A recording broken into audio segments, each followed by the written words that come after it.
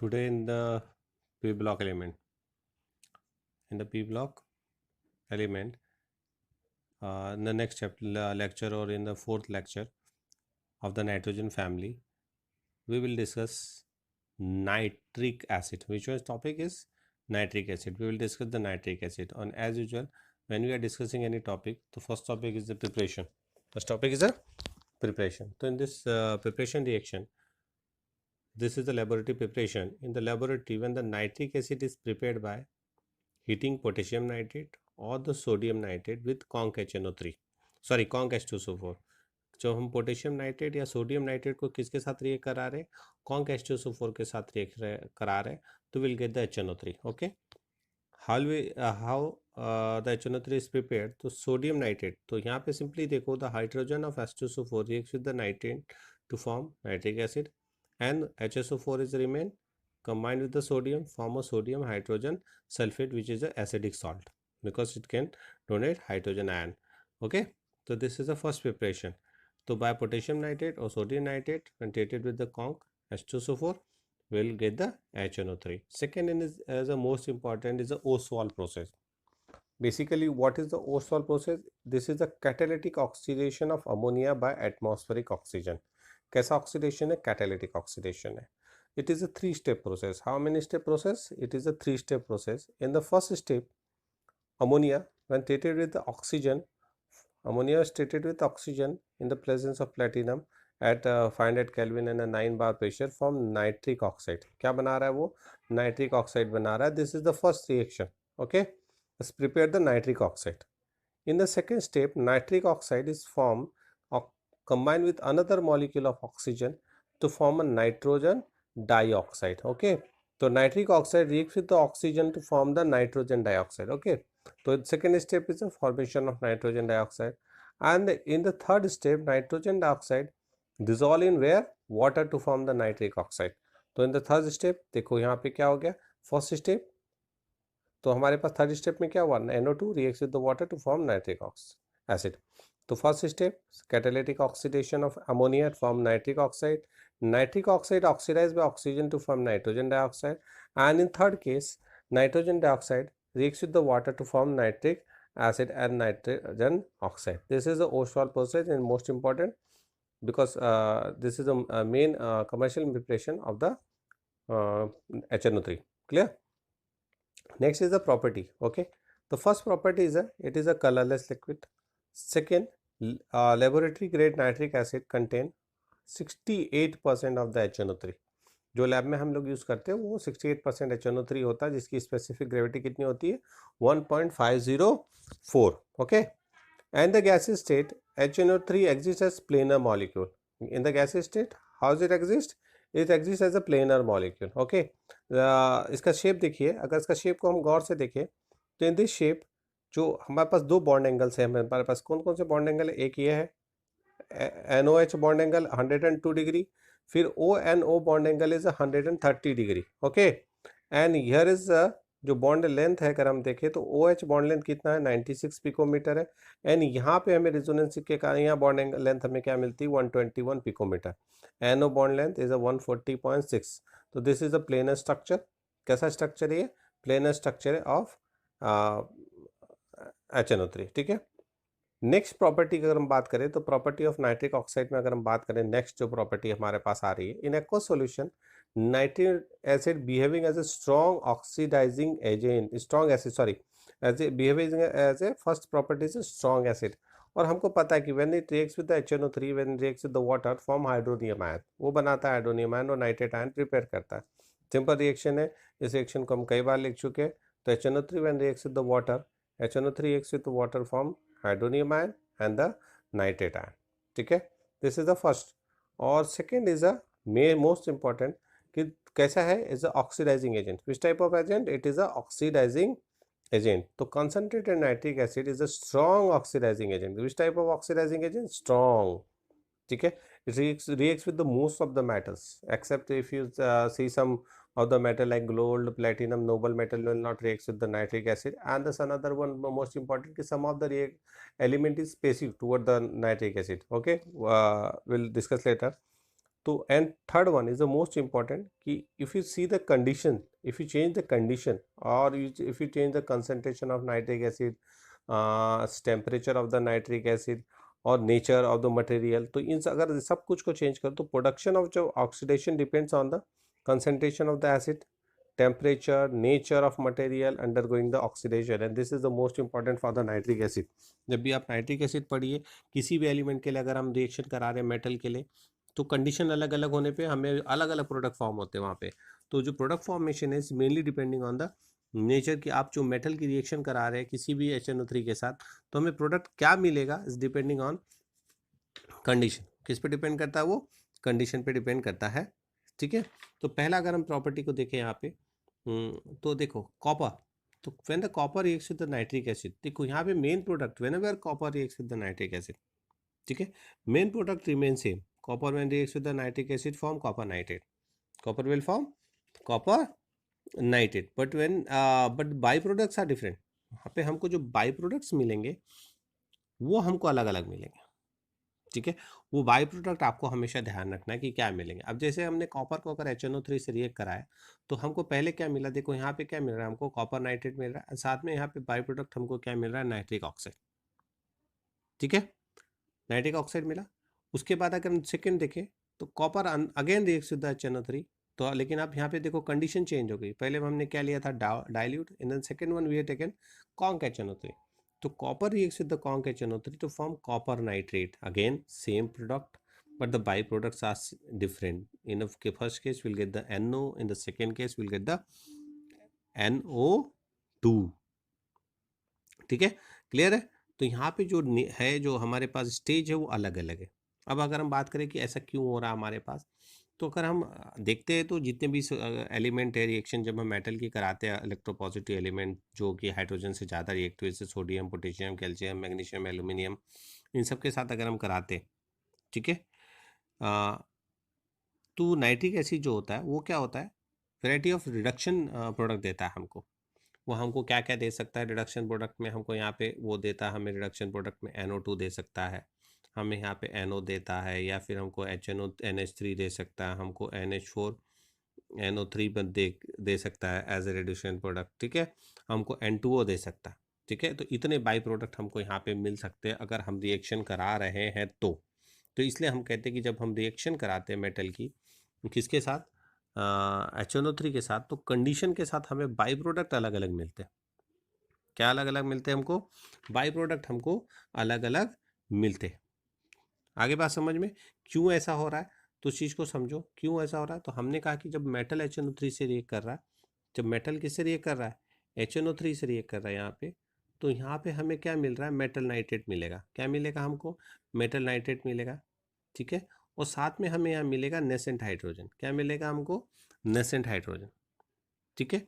ये nascent hydrogen जो हमको यहाँ पे मिला, ये किसके साथ रिएक्ट करेगा, ये किसके साथ रिएक्ट करेगा, हमारे यहाँ पे HNO3 के साथ रिएक्ट करेगा।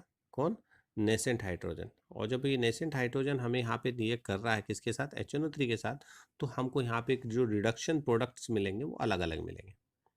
क्या मिलेंगे हमको? Reduction product. अब ये कंडीशनल होंगे, क्योंकि अगर हम देखें तो यहाँ पे अगर मिल गया था, ठीक है, वो अगेन हमने अगर यहाँ पे किसी रिएक्शन कर, देखो HNO3 को अगर हम क्या कर रहे हैं, अगर हम प्लस H यानी रिड्यूस हो रहा है तो HNO3 रिड्यूस होकर हमको इनिशियली क्या देगा, NO2 देगा। फिर अगर हम फर्दर रिड्यूस कर रहे हैं उसको, किसी फर्दर रिड्यूस होगा तो वो हमको क्या देगा, NO देगा, ठीक है। फिर उसके आगे अगर वो रिड्यूस हो रहा है, ठीक है, 5H, ठीक है, तो प्लस 5H से करें। अब ये अगर फर्दर रिड्यूस हो रहा है तो विल गेट द अमोनिया, ठीक है। फिर अगर आगे इसको हम रिड्यूस कर दे, अगेन अगर going to be reduce ammonia, तो ये हमको क्या बना देगा, NH4 NO3, ठीक है। किससे रिएक्शन करेंगे, HNO3 से। तो ये जो कुछ रिएक्शंस हमारे पास है कि HNO3 firstly reduce to NO2, then NO, फिर then ammonia, then ammonium nitrate, and ammonium nitrate, finally ammonium nitrate जो बनेगा NH4 NO3, क्या बना हमारे पास, अमोनियम नाइट्रेट। अपॉन हीटिंग ये हमको क्या दे देता है, N2O देगा, और प्लस क्या देगा, 2H2O देगा। तो एक ये रिएक्शन है हमारे पास, जिसलिए वो कहते हैं कि जब हमारे पास जब स्टेज में हम देखते तो रिडक्शन हो रहा वहाँ पे, जो है ना, तो वो जो रिडक्शन हो रहा है HNO3 का, डिपेंडिंग ऑन कंडीशन की नेचर ऑफ द मेटल पे डिपेंड करेगा, concentration of acetic sorry nitric acid पे डिपेंड करेगा, टेम्परेचर पे डिपेंड करेगा। ठीक है। और उसके in general more the dilution greater is the extent of reduction tip depend करता है। तो हम यहाँ पे अगर देखते हैं तो नाइट्रिक एसिड के साथ हम रिएक्शंस को जस्टिफाई करते हैं। ठीक है, हमारे पास हाँ हमने पहले भी काफ़ी पढ़ा, तो यहाँ पे इसीलिए हमने कॉपर की रिएक्शन देखी, तो कॉपर कंडीशन चेंज होने के साथ हमें बाय प्रोडक्ट अलग मिल रहा है। Again another reaction with the zinc. तो when the zinc reacts with the dilute nitric acid to gives N2O and NO2। क्या मिल रहा है हमको यहाँ पे? N2O मिल रहा है, साथ में क्या मिल रहा है हमको? NO2 मिल रहा है। अब देखो किसके साथ, डाइल्यूट के साथ हमें क्या दे रहा है? N2O। कॉन्क के साथ हमें क्या दे रहा है? NO2। ठीक है, देखो रिएक्शन देखो, zinc reacts with the dilute HNO3 form a zinc nitrate, main component is same, metal nitrate is formed, byproduct is the N2O, but when it reacts with the conc HNO3 byproduct is the NO2। तो conditional है कि आपको ध्यान रखना है, इसलिए जब आप इसको लर्न करते हो तो learn carefully, specially you learn the by product. ठीक है, अनदर बहुत सारी रिएक्शन है, अगर हम बहुत ही डाइल्यूट नाइट्रिक एसिड लेते हैं, मैग्नीशियम और द मैग्नीज, दो ही एक ऐसे मेटल हमारे पास है जो हाइड्रोजन देते हैं। जनरली हम क्या पढ़ते हैं कि dilute acid reacts with the metal and the liberated hydrogen gas, but यहाँ पर अगर हम रिएक्ट कराएंगे डाइल्यूट नाइट्रिक एसिड से तो केवल हमारे पास दो ही है, वो भी 1 to 2% नाइट्रिक एसिड है। उसकी रिएक्शन अगर हम कराते हैं किसके साथ, मैग्नीज के साथ या मैग्नीशियम के साथ, तो विल गेट द हाइड्रोजन। ठीक है, उसके अलावा हमारे पास कोई भी रिएक्शन जो है उसमें हमें जनरली हाइड्रोजन तो नहीं मिलता है, क्योंकि देखो ये रिएक्शन हो गई 2HNO3, ये हमको क्या दे देगा, MgNO3 का होल ट्वाइस प्लस हाइड्रोजन। तो ये रिएक्शन हमको यहाँ पे मिलती है अगर हमें हाइड्रोजन लिबरेट हो रहा है तो किसके साथ रिएक्शन, मैग्नीशियम और मैग्नीज के साथ ओनली 1 to 2%। ठीक है, क्योंकि फर्दर अगर कोई भी हाइड्रोजन प्रोड्यूस होता है तो वो कन्वर्ट हो जाता है किसके अंदर, वाटर के अंदर, क्योंकि HNO3 is a strong oxidising agent, वो ऑक्सीडाइज कर देता है उसको वाटर में, इसलिए हमको हाइड्रोजन वहाँ जनरली मिलते नहीं है। ठीक है, अब नेक्स्ट प्रॉपर्टी अगर हम देखो तो अभी हमने मेटल के साथ बात कर ली, अब आते हैं हम लोग किसके साथ, नॉन मेटल के। उसके पहले हम देखते हैं पेसिविटी। पेसिविटी का मतलब होता है कि जब हम देखें तो सम ऑफ द मेटल जैसे कि क्रोमियम एल्यूमिनियम है do not dissolve in the conc nitric acid because of the formation of passive film of oxide. क्योंकि हम यहाँ कहते हैं कि जब कुछ है क्रोमियम, निकल, एल्यूमिनियम, आयरन, उनकी जो एक्टिविटी है धीरे धीरे धीरे धीरे कम होती चली जाती है टुवर्ड द HNO3। ठीक है, किसके कारण हो जाता है, due to formation of thin protective layer of the metal oxide on the surface of the metal which prevent the further reaction of the metal with the nitric acid. तो ये कुछ हमारे पास स्पेशल कंपाउंड है। ठीक है, अब आ जाइए उसके बाद।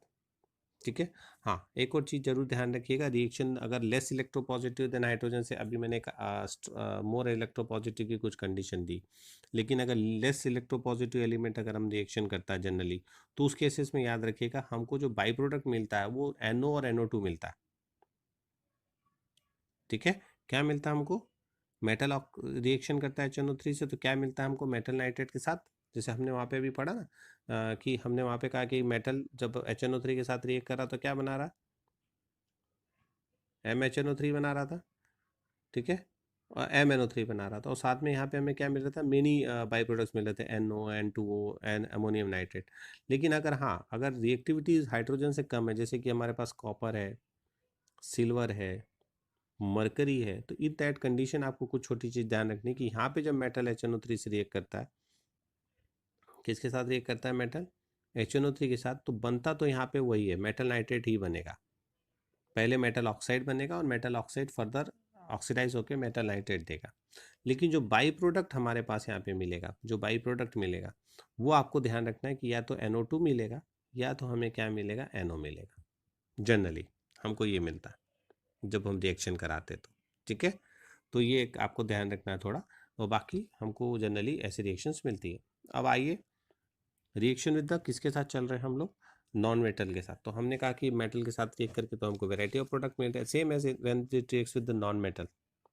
तो oxidation of the non metal में देखें तो nitric acid oxidizes many non metal, जैसे कार्बन को कार्बन डाइऑक्साइड में, सल्फर को सल्फ्यूरिक एसिड में, आयोडीन को आयोडाइड में कन्वर्ट कर देगा।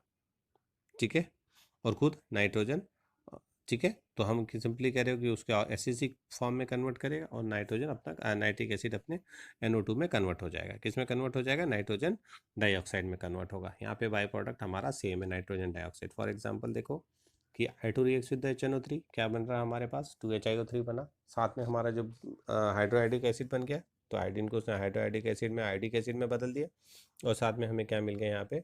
नाइट्रोजन डाइऑक्साइड मिला। ठीक है, तो याद रहेगा, when the non metal reacts, किसके कार्बन सल्फर आयोडीन आर्सेनिक कुछ भी रिएक्ट कर रहा है तो क्या बनाएगा? एसिडिक कंपाउंड या ऑक्सो एसिड बनाएगा और nitric acid itself reduce to nitrogen dioxide, किस में कन्वर्ट हो जाएगा? नाइट्रोजन डाई ऑक्साइड में। Another example, carbon to carbon dioxide, तो C reacts with the 4HNO3 form CO2, carbon dioxide बन रहा है और साथ में क्या बन रहा है? Nitrogen dioxide. Sulphur reacts with HNO3 form sulphuric acid, क्या बना रहा है? सल्फ्यूरिक एसिड बना रहा है। 48NO2 बना रहा है, नाइट्रोजन डाइऑक्साइड बन रहा है, साथ में क्या निकल रही है? वाटर निकल रही है। सेम एज अगर हम अगले पे चले तो phosphorus again reacts with HNO3, तो HNO3 से रिएक्ट कर रहा है, क्या बना रहा है? फॉस्फोरिक एसिड बना रहा है। ठीक है, क्या बना रहा है? फॉस्फोरिक एसिड बना रहा है, साथ में क्या बना रहा है? नाइट्रोजन डाइऑक्साइड बना रहा है और क्या निकल रही है? वाटर निकल रही है। तो they are the reaction of the non metal. Next हमारे पास जो है सब मोस्ट इंपॉर्टेंट टॉपिक है brown ring test, identification of nitrogen. अब नाइट्रोजन का जब हम आइडेंटिफिकेशन करते हैं तो ब्राउन रिंग टेस्ट अपने आप में एकदम एक स्पेशल केस है। ठीक है, जो क्वांटिटेटिव क्वालिटेटिव एनालिसिस में हमारे काम आता है कि प्रेजेंस ऑफ नाइट्रेट आयन को हम डिटेक्ट करते हैं बाय द रिंग टेस्ट की है, तो उसके लिए हम क्या करते हैं? Freshly prepared ferrous sulphate solution लेते हैं। ठीक है, उसको ऐड करते हैं किसमें? एक्वा सॉल्यूशन ऑफ नाइट्रेट में। किसी कोई भी नाइट्रेट लेके उसके अंदर हम एक्वा सॉल्यूशन में डालते हैं और प्योर कॉन्क H2SO4 को ऐड करते हैं carefully drop wise along the wall of the test tube. तो धीरे धीरे जब wall of the test tube से डालेंगे तो the appearance of the dark brown ring मिलता है हमको junction of the two layers पे, जहाँ पे रिएक्शन होती है वहाँ पे हमको एक ब्राउन रिंग मिलती है, indicate the presence of nitrate ion. ठीक है, अब वो नाइट्रेट आयन में जो ब्राउन रिंग आ रही है वो क्यों आ रही है? तो वो अगर हमारे पास देखे तो brown ring test for the nitrate ion depends on the ability of ferrous ion, किसकी? Ability of ferrous ion to reduce nitrate to nitric oxide. किस में कन्वर्ट कर रहा है नाइट्रेट को? फेरस आयन नाइट्रिक ऑक्साइड में, खुद फेरिक में कन्वर्ट हो जाएगा। एंड ये नाइट्रिक जो हमारा बना नाइट्रेट आयन बना, सॉरी नाइट्रिक ऑक्साइड बना हमारे पास, then further reacts with the ferrous ion to form a brown coloured complex compound. एक बोलते स्पेशल है फेरस नाइट, किससे? नाइट्रेट से रिएक्ट करके क्या बना रहा? Nitric oxide. Nitric oxide further reacts with the ferrous ion form a complex. ठीक है, वो कॉम्प्लेक्स जो बनता है वो मेन इंपॉर्टेंट है। तो नाइट्रेट ने किससे रिएक्ट किया? पहले nitrate react with the ferrous ion. ठीक है, here will be plus sign, ये प्लस साइन है, तो here form a nitric oxide. ठीक है, एंड फेरिक आयन। ठीक है, ये जो नाइट्रिक ऑक्साइड बना ये फर्दर रिएक्ट करेगा किसके साथ?